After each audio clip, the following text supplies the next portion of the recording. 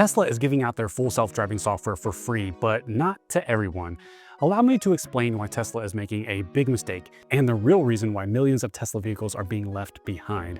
Now here I have my new 2026 Tesla Model Y Juniper refresh with the latest FSD hardware 4 installed.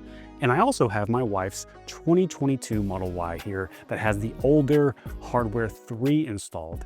And only one of these cars is eligible for Tesla's most recent offer, a 30-day free trial of the latest full self-driving Supervised software, which normally costs $8,000 to buy or $99 a month to subscribe to. So if you have a hardware for Tesla, like this one, check your email or Tesla app to see if you have this. Unfortunately, there are millions of hardware 3 vehicles like this 2022 Model Y here that do not qualify for the free FSD trial.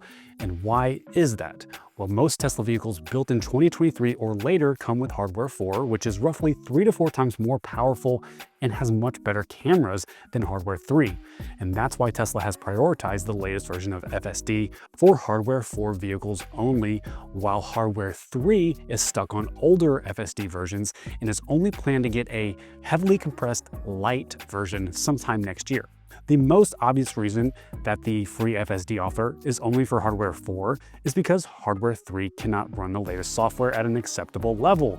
But I have a different theory, and I'm going to show you in this video today. My wife and I are going to take both of these cars out at the same time to test different scenarios with FSD on just a normal drive, just to see how different or similar they are. Now, my hardware 4 Model Y is on the latest version 14.2, and my wife's hardware 3 Model Y is on FSD version 12.6.4. Now, full self-driving on my 2026 Model Y has been incredible so far in my ownership, and if you find yourself itching for a brand new EV but aren't quite ready to buy one, then you'll be excited for today's sponsor, Climate Exchange, which is hosting their 10th annual EV raffle, where the winner can choose any EV on the market. And ticket sales end soon on December 8th, so don't wait. This year, they have 2 ticket options with 2 chances to win your dream EV. The Luxury Raffles grand prize is any EV on the market, or even 2 EVs up to $120,000. Or you can choose the more affordable mini raffle, where the prize is any EV up to $45,000, just like this Model Y rear-wheel drive here. And they cover all the taxes on the EVs that they give away. Climate Exchange is also giving away 2 additional cash prizes, $12,500 for their second place winner and $7,500 for their third place winner in the luxury raffle. Climate Exchange is a nonprofit that powers state-level solutions to climate change, including expanding EV adoption, building electrification, and public charging. So by entering, you're supporting an important cause while also getting the chance to win your dream EV. So enter today before ticket sales end on December 8th. Visit carbonraffle.org/SLYE or click the link below.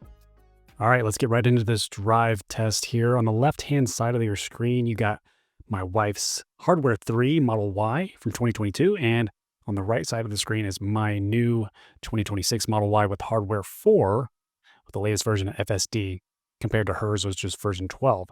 And we're going to go to 3 different spots here around town. This is Black Friday, so anticipating some traffic today. Just give you an idea of what they look like on the same route. And this is going to be a little neighborhood street here with trash cans kind of on the side. So FSD, you can see, handles that really well on both cars. At the stop sign here, which is interesting, this is the first interesting part, my hardware 4 Model Y actually disengages real quick right here. You see it right there? Take over immediately. I got the little warning sign, and it was because the right there on the screen, it says autopilot visibility limited. So the sunshine actually interfered with the right front fender camera, and it caused it to disengage. And the cool thing about that is, I guess, with the newer version of FSD 14, it doesn't actually like disengage. It still continues to drive, but it gives you that warning until you take over, or it kind of corrects itself if it ever regains visibility. So that was interesting because my wife's Model Y, the hardware 3, did not struggle with that at all. And that was just a normal right turn at a stop sign, which FSD handles well, no matter what the hardware is. That's pretty easy. Now, this is the real test, and this is a left turn at a stop sign, and you have to cross 2 lanes of traffic. So you got 2 lanes going both ways here, and you have to wait for a perfect time. And if you look at the right side of the screen with my Model Y, I'm waiting for it to find a spot, and it does a pretty good job at waiting. And I think mine was set to Mad Max at first, and I changed it back to hurry, but it crossed the 2 lanes pretty easily.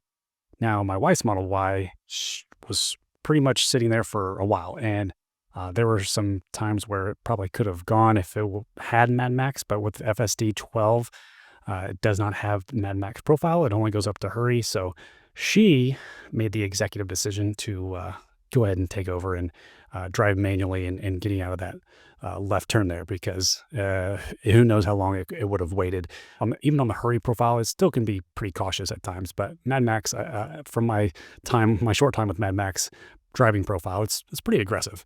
So that was a really interesting test between both the cars. I think the newer version, the Hardware 4, is especially with the Mad Max on version 14, is going to handle those types of situations better than Hardware 3. Now, this is just city traffic driving with stoplights, and the first stop is just at this playground right down the road. And the next interesting thing here is when I think we may have put the wrong addresses in, because even though we ended up at the same park, my car took a different route. We're basically going down the similar roads here. But what I want to point out with my wife's Model Y here, the Hardware 3, if you look at her screen, it handles a street parked car pretty well. There were 2 cars, one facing the wrong direction, and it just kind of goes right by them. There were no traffic. There's no oncoming traffic, so that was pretty easy for that. But still, that's a situation where Hardware 3 does a good job, handles it just fine. I also want to point out, this is really cool, and it kind of surprised me, is that if you watch my wife's Hardware 3 Model Y, you can see that it actually goes and turns into the parking space, which I did not know that FSD 12 did that on Hardware 3. It actually goes into the parking space and parks. So that is really nice. FSD 14 will actually pull out of parking spots and everything like that. But this one, you kind of have to get going on the street a little bit. So here is when we're going to our second destination at the stop sign, just going down neighborhood roads, oncoming traffic. Now, this is where, we're driving into the sun a little bit. I'm waiting for one of these to have a hiccup driving into the sun. We'll see. So far, so good. We're at stop signs. We're turning at stop signs just fine. They're performing very similarly. Narrow roads, curves, oncoming traffic. So they're performing really well on the windy roads. So starting with this destination, I think we're both on a hurry profile at this point. So they're going the same speed. If you can look at the screen, it looks like they pretty much match the same speed. So the hurry profile is pretty much the same on FSD 14 compared to the older FSD 12 on Hardware 3. So, and my wife's Model Y is actually showing a message on her screen saying full self-driving may be degraded because of the sun. But hasn't disengaged so far. So it's handling driving into the sun pretty well. And don't be fooled. Those Hardware 3 cameras, even though they're older and they're not as good as the Hardware 4, they still handle driving into the sunlight pretty well. And now, we're driving directly into the sun at this point. Looks like we need to clean some of our windshields, right? With the newer FSD version 14, it likes to clean my windshield. Now, here's an interesting part right here. We're going into the sun, and we're entering like a downtown area. And my wife's Model Y changes lanes. You see where it changes lanes automatically, but it needed to be back in that other lane because there's a car right there parked. And guess what? It handled that pretty well. So even though her car changes lanes when it really shouldn't have supposed to, mine stayed in the lane like it should have been, but it saw the car and went back into the lane, which was pretty impressive, I thought. Now, here's another interesting scenario at the traffic light. The ambulance actually is driving normally, and then it just puts on its sirens and lights. I was interested to see what both cars were going to do. It was pretty easy because we were parked.